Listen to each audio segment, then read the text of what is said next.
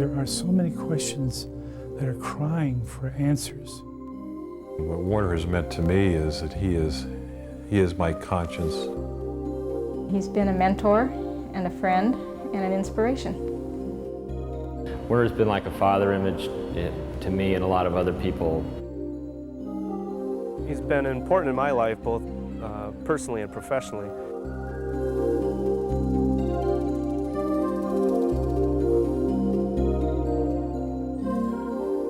He's an inspiration in the fact that when he was a young man driving a bus here at the zoo, he decided he was going to be a zoo vet and he was going to make a difference to wild animals and conservation, and he did it. You know, he walked the talk. Werner was one of the first real veterinarians here. It sounds like when he was working as a veterinarian, things were pretty primitive. They didn't have the anesthetic drugs that we have available to us now, but they still seemed like they got a lot of interesting things done. Of course, Werner worked pretty much by himself. He was pathologist, he was veterinarian, he was technician, he was animal handler, he did all those things.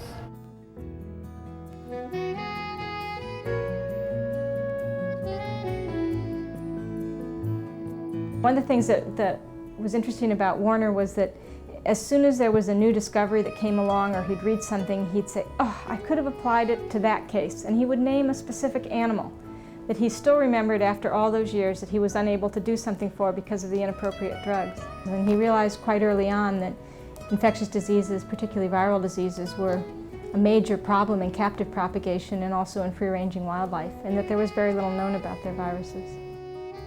In the 70s, when I was at Cress, I looked for a virologist and someone who could lead the virology division. And Werner had so much experience and so much background in not only zoo veterinary medicine, but in veterinary medicine in general, that he was an obvious choice for this job. He was a hard-working individual who knew exactly what to do with virus diseases and infectious disease in general. I was able to send Werner places throughout the world to represent the organization where I knew he could do a much better job than anybody else. And so he became San Diego. He became the San Diego Zoo and the San Diego Wild Animal Park.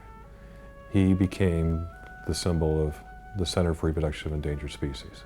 He not only became a mentor to the vet students that he was able to work with, but he was a mentor to all of us throughout the organization with one thing in mind, that the animals are the most important things that we need to take care of. And Werner did that by taking care of the people, and the people took care of the animals.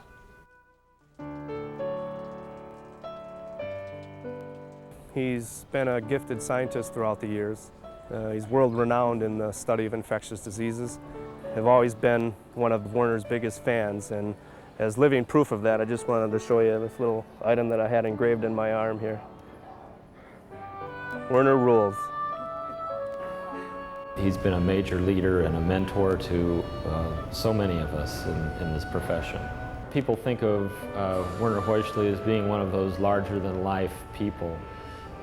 Yet at the same time, he's a real genuine person. He's easy to talk to about just about anything, anytime, from the most important person in the organization and outside scientists to students who are just starting to think about veterinary medicine. He gives them all a lot of personal time.